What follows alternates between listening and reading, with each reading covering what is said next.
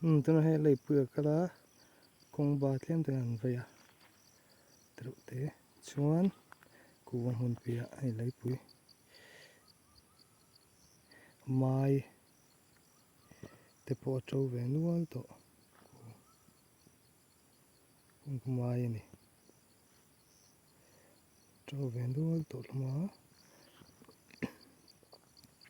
vai mim te po to alung mun lu de lai ma se mai mun da chuan a tha en te mai po to ve an lian ve tol tu ani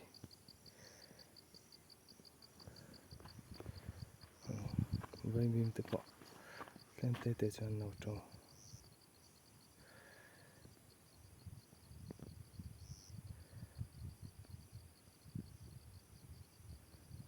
ko mai chu om tlu to mo mai ko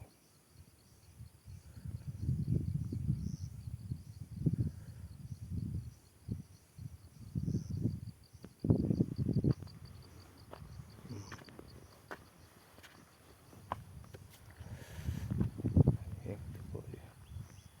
om nual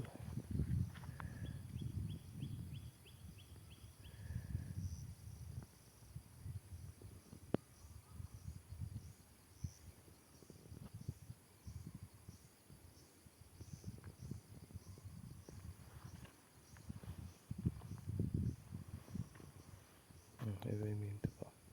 to ve tlem chuan